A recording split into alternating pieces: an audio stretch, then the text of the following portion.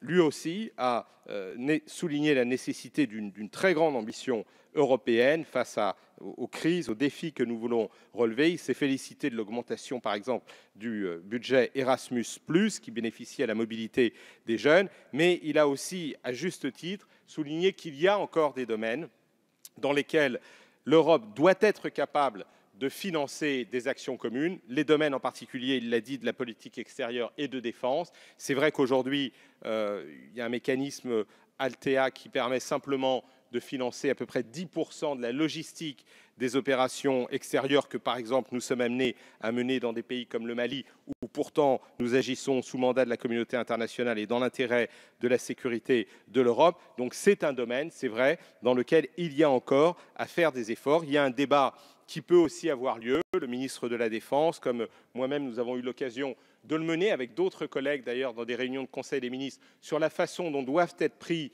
ou non en compte les dépenses de défense dans le calcul du pacte de stabilité et de croissance pour qu'on incite les États membres à davantage s'engager sur ce terrain.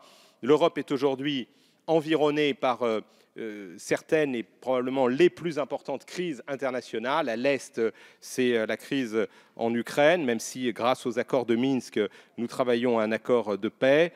Au Sud-Est, c'est les crises du Moyen-Orient. Au Sud, en Méditerranée, c'est la situation en Libye et dans le Sahel. Donc l'Europe aura à davantage s'engager en matière extérieure, en matière de défense, en matière de coopération et de développement avec des pays de son voisinage. Et effectivement, son budget, à l'avenir, devra aussi être capable de porter cette ambition. Voilà, mesdames et messieurs les députés, je voulais vous remercier pour la qualité de ce débat, pour l'affirmation par l'immense majorité d'entre vous et même la totalité de ceux qui sont présents de la volonté de voir l'Europe dotée de la capacité d'agir et pour le soutien que l'Assemblée nationale apportera à ce prélèvement sur recettes et donc au financement des politiques européennes. Je vous remercie.